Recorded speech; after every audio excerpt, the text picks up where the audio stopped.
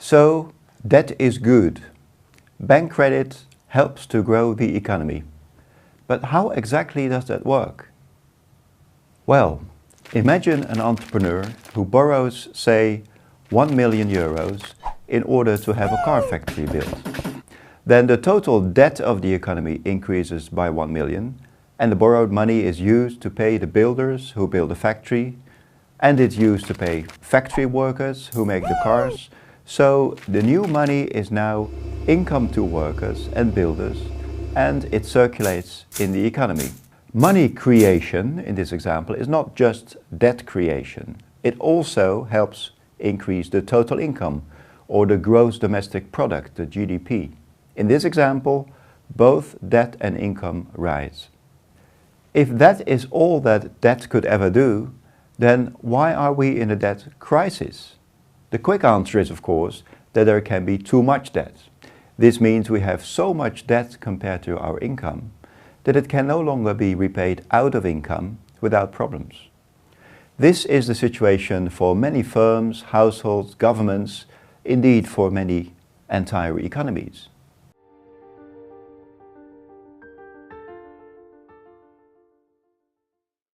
But when you stop to think about it, it's actually strange. How can there be too much debt if each euro in debt is at least 1 euro of income for someone else? In that case, the ratio of debt to income does not grow. Let's call this ratio the debt burden, a number that tells us how much debt there is relative to income.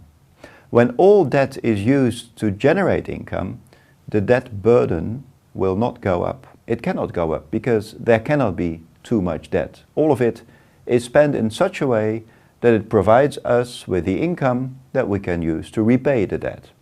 All is well, financially speaking. Now, to understand how a debt crisis develops, we need to make a distinction between different types of debt, between debt that helps to grow the economy and debt that does not. Because debt can also be used in other ways than to increase income. For example, if I go to the bank for a house loan, a mortgage to buy an existing house, then this increases my debt and the total debt in the economy. But it does not lead to more income, because no goods and services have been produced. It just pushes up house prices a bit, and therefore all house owners may feel a bit wealthier. But no wages or profits have been generated in the economy. And here is the problem. Most bank credit today is used in this way. Most bank credit is used not to help producing goods and services, but to finance transactions in housing, land, commercial property and financial products, and to push up their price.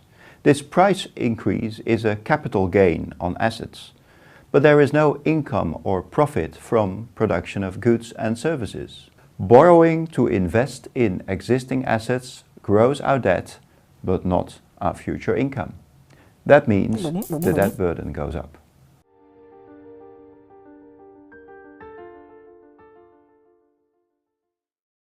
The entrepreneur, remember, who was investing borrowed money into building a factory, was using the loan in such a way that it provides him with a future stream of income from which he can repay the debt, including interest.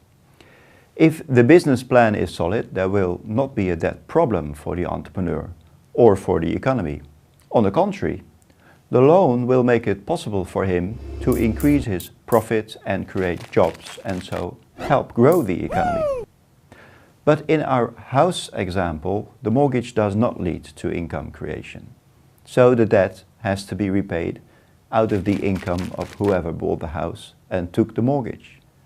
Part of income, therefore, say part of a monthly salary, now needs to be used to repay the debt with interest. So that money has to be subtracted from the money people can spend on goods and services in the economy. And the interest that the bank receives is also not income to anyone else. Mostly, it is simply recycled into new loans. The tricky thing is, we don't tend to worry about it. Mortgage lending causes house prices to go up. So we see an increase in our wealth, which is the value of what we own, including our house. It goes up even more than the debt does. So we feel fine about that. But wealth is not income. In the economy, income does not go up due to mortgage lending, but debt does go up. And the ratio of debt to income, the debt burden, is rising all the time. To see this, just think of an example. In a market with 100 identical houses, each value at €1,000, what happens if for some reason there is a price increase so that I take out a mortgage to buy one house for €1,200? Well, that transaction will set the market price. Each house owner who wants to know the current value of his house will look at the latest transaction. The valuation of his house will go up by €200. And if this happens for every house, that's 100 times €200, which is a total of €20,000. And house values are part of people's wealth, remember? So that's how rich they think they are. Which means that my mortgage of €1,200 has led to an increase in total wealth of €20,000.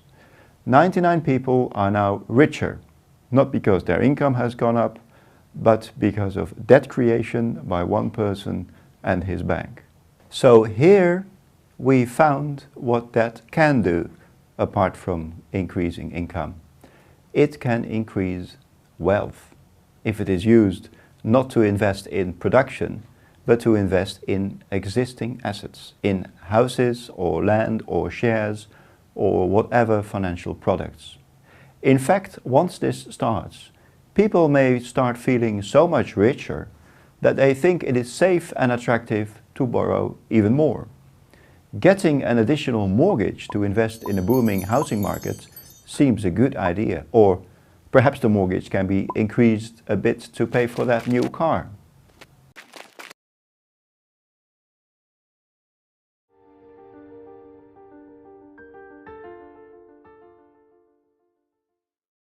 So you easily get a process that reinforces itself. Debt increases wealth, which increases debt, which increases wealth, and so on and so on. Meanwhile, remember the debt ratio.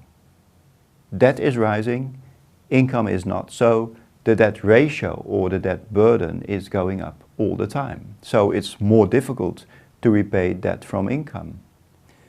Is that actually a problem?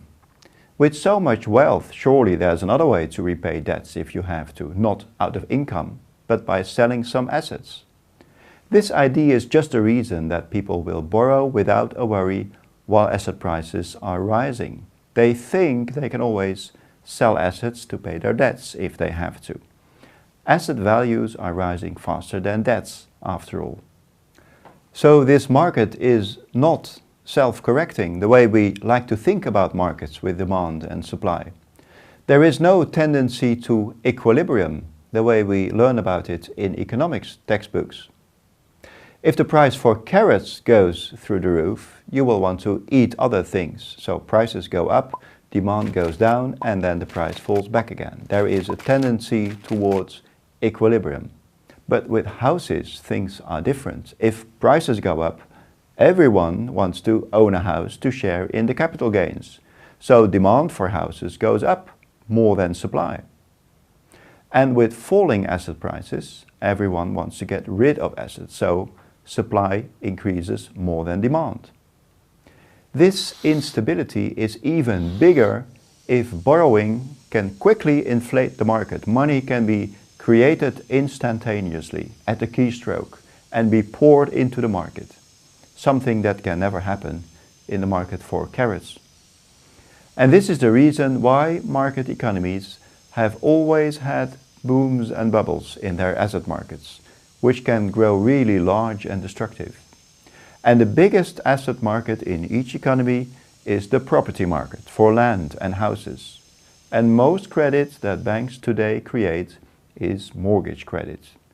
You can see how powerful that combination is.